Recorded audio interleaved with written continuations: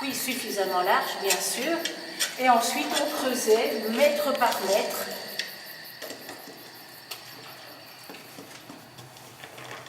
Avec des bonnes ou des moins bonnes surprises. Il creusait, mettait le coffrage, creusait, coffrage, mètre par mètre.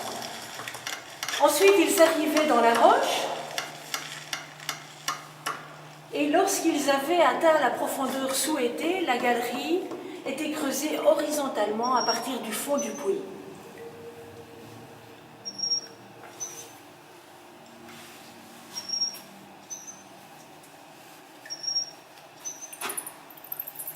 Des chauves-souris, on en a à la citadelle. Je rassure tout de suite les enfants, pas dans ces galeries-ci. Elles ont leur galerie privée où elles sont protégées. On travaille avec Natagora. Des corps de métier très spécialisés pour faire ces souterrains, les mineurs et leurs outils.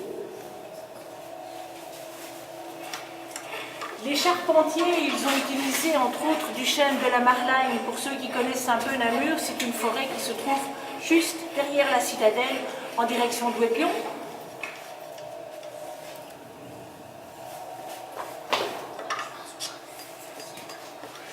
Les maçons pour monter les murs, faire les voûtes, les carrières ne manquent pas dans Namurois, donc les pierres ne venaient pas non plus de loin.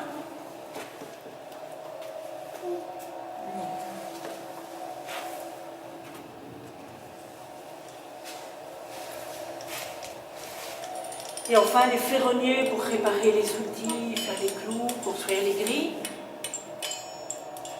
Pour vous donner une petite idée du travail de construction de ces souterrains, au milieu du XVIIIe siècle, pour faire 2,5 km de galerie, il a fallu 6 ans.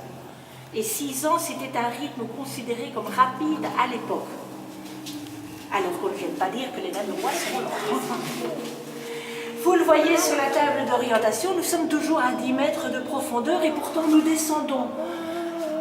On ne fait que suivre la pente du terrain à la dénivellation. Au-dessus de nos têtes aussi, le sol descend.